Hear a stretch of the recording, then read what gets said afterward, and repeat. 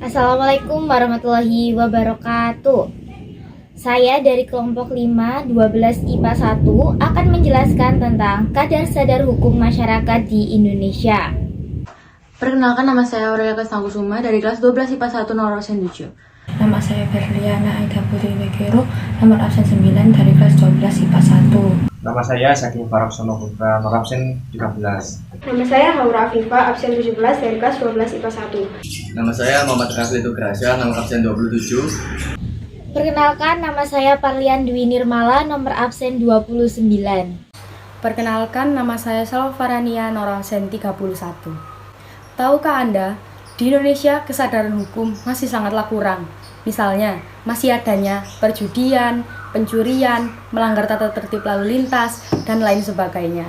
Contoh pelanggaran hukum di Indonesia antara lain anarkisme, korupsi, perjudian, pencurian, terorisme, pemerasan, dan perampokan. Contoh pelanggaran hukum yang terjadi di Indonesia yang pertama adalah aksi anarkisme. Aksi anarkisme yang paling sering kita dengar adalah unjuk rasa. Beberapa tindakan yang dilakukan masyarakat dalam unjuk rasa yaitu melakukan kekerasan, membawa air keras, memblokade jalan, merusak fasilitas umum, dan lain sebagainya. Hal tersebut sangat mengganggu masyarakat sekitar dan tentunya melanggar tata cara berunjuk rasa yang benar.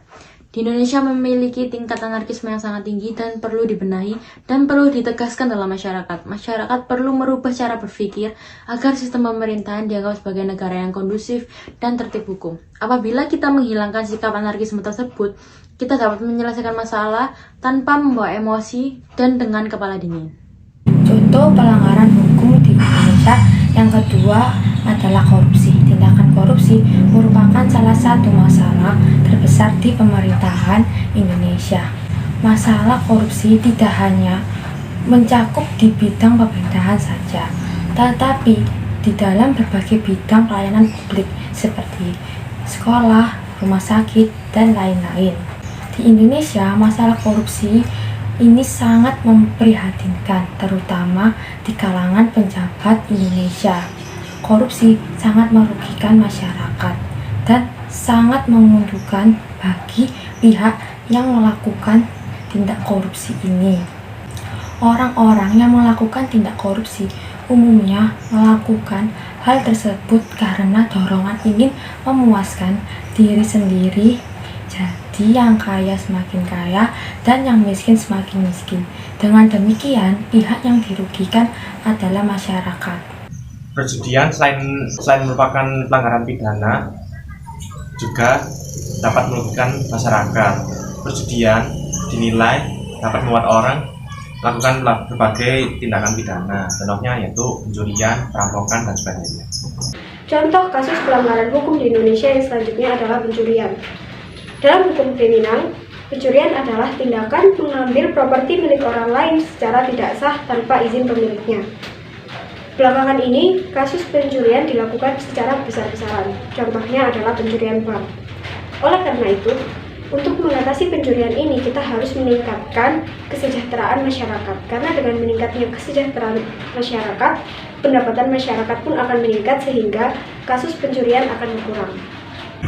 Kali ini saya akan membahas tentang terorisme. Jadi terorisme adalah suatu tindakan kejahatan yang dilakukan oleh seorang maupun sekelompok orang dengan tujuan untuk memberantas suatu hal yang mereka anggap salah.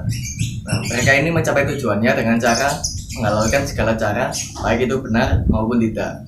Nah, biasanya orang-orang yang terlibat dalam kasus terorisme ini adalah orang-orang yang kepribadiannya labil dan mudah dipengaruhi. Di sini saya akan menjelaskan tentang kasus pemerasan. Pada umumnya, orang-orang yang melakukan pemerasan adalah orang yang tidak mampu mendapatkan apa yang diinginkan sehingga merebut milik orang lain. Maka dari itu, sebenarnya orang yang melakukan pemerasan adalah orang yang tidak mampu namun berusaha untuk menutupinya. Saya akan menjelaskan tentang perampokan. Perampokan adalah suatu tindak kriminal di mana sang pelaku mengambil atau merampok hak kepemilikan orang lain dengan cara kasar dan intimidasi. Visi KPK yang pertama adalah mencegah terjadinya korupsi dengan cara perbaikan sistem. Yang kedua adalah mencegah terjadinya korupsi dengan cara pendidikan. Yang ketiga adalah melakukan pemberantasan dengan cara penindakan. Yang keempat adalah menjaga akuntabilitas dan profesionalitas lembaga. Wewenang KPK yang pertama mengkoordinasikan penyelidikan, penyidikan, dan penuntutan tindak pidana korupsi. Yang kedua, menetapkan sistem pelaporan dalam kegiatan pemberantasan tindak pidana korupsi. Yang ketiga, meminta informasi tentang kegiatan pemberantasan tindak pidana korupsi kepada instansi terkait. 4. Meminta laporan instansi terkait mengenai pencegahan tindak pidana korupsi. 5. Melaksanakan dengan pendapat atau pertemuan dengan instansi yang berwenang melakukan tindak pidana korupsi.